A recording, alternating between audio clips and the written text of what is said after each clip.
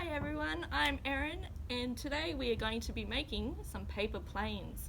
Now there's all different type of paper planes, but today we're going to be making the glider plane.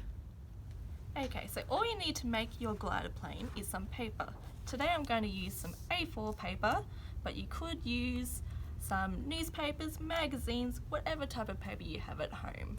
So our first step is we're going to fold the paper in half lengthways.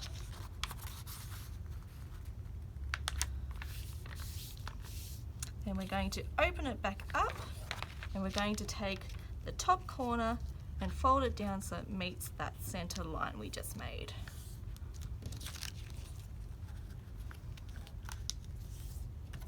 There we go. Our next step is we're going to fold each side in so then it also meets that center line.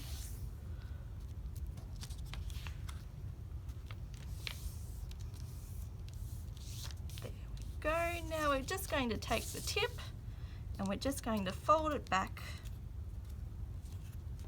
in like that. It can be a centimeter, 2 centimeters, it's up to you guys. From there we're just going to fold it back over and just crease down. And we're just going to take the top wing and we're just going to fold it down a little bit.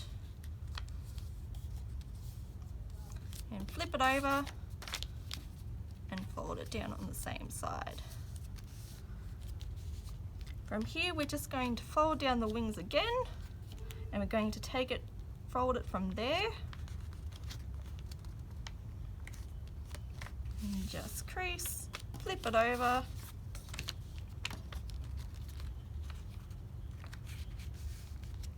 till it's equal to the other side and flip.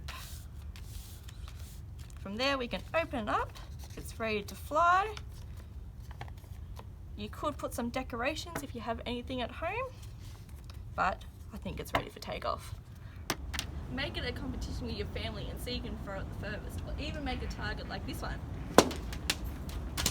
Just don't throw it at each other.